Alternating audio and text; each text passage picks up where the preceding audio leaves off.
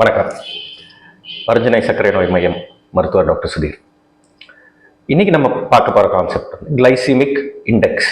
இந்த glycaemic index என்றால் என்ன? கிளைசிமிக் குறியீடு அப்படின்றத தமிழில் சொல்கிறோம். நாம் உண்ணும் உணவு ரத்தத்தில் கலந்து சர்க்கரையினுடைய அளவு எவ்வளவு வேகமாக ஏற்றுது அப்படின்றது தான் கிளைசிமிக் இண்டெக்ஸ்.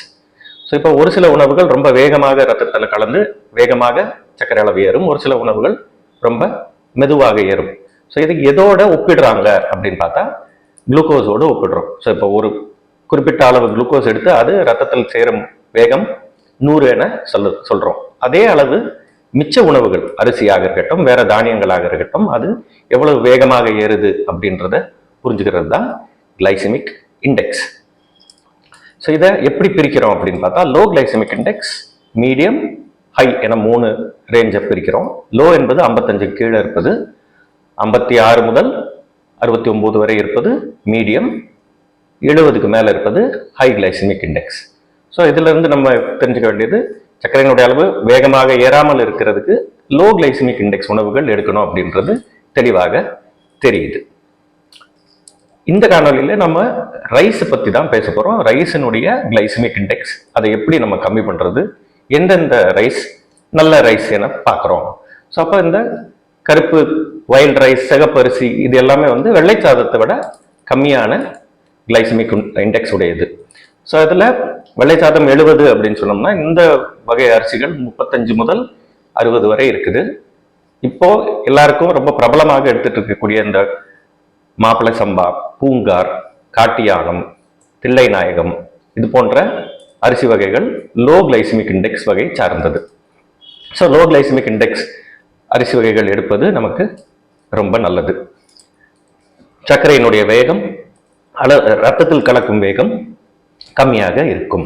ஸோ இப்போ ட்ரெடிஷ்னலாக நம்ம யூஸ் பண்ணிட்டு இருக்க அரிசிகளில் இதெல்லாம் நம்ம பயன்படுத்தலாம். இப்போ பொதுவாக அரிசி, இப்போ வெள்ளைச்சாதத்தையே நம்ம கிளைசிமிக் இண்டெக்ஸை கம்மி பண்ண முடியுமா அப்படின்னு ஒரு சந்தேகம் வரலாம். அதை பண்ணலாம். தொன்று இதை நம்ம செய்யக்கூடியது பார்பாயிலிங், அதாவது புழுங்கல் அரிசி. புழுங்கல் அரிசி அந்த வெப்பமான நீரில் நம்ம போடுறப்போ அதில் இருக்கக்கூடிய மாவுச்சத்துகள் ஒரு உருமாற்றம் ஏற்படுறதுனால கிளைசிமிக் இண்டெக்ஸ் குறையுது. அதே போல எப்படி சமைச்சா இந்த கிளைசிமிக் இண்டெக்ஸை நம்ம கம்மி பண்ணலாம்? பொதுவாக எல்லா அரிசியுமே கம்மி பண்ணலாம். எப்படி கம்மி பண்ணலாம்? அதோடு கொஞ்சம் எண்ணெய் சேர்ப்பது, கொஞ்சம் ஆயில் சேர்த்து சமைச்சமையானால் அந்த ரைஸ் வயிற்றை விட்டு வெளியேறி செரிமானமாகும் நேரம் அதிகமாகிறதுனால மெதுவாக ரத்தத்தில் கலக்கும். 2வது, ஃபைபர் ரிச் உணவுகள், அதாவது காய்கறிகள், இது போன்ற விஷயங்கள் அந்த சாதத்தோட கலந்து நம்ம சமைச்சோமே ஆனால் அதுவும் சேர்ந்து செரிமானம் ஆகிறதுக்கு லேட் ஆகிறது, நேரம் தாமதமாக்கி அதை நமக்கு சர்க்கரையினுடைய அளவு ஏற வேகத்தை கம்மி பண்ணும். 3வது, அசிடிக் விஷயங்கள், அமிலம் விஷயங்கள் சேர்ப்பது, அதாவது லைம் ஜூஸ், வினிகர், இது போன்ற விஷயங்கள் சேர்ப்பதும் கிளைசிமிக் இண்டெக்ஸை கம்மி பண்ணும்.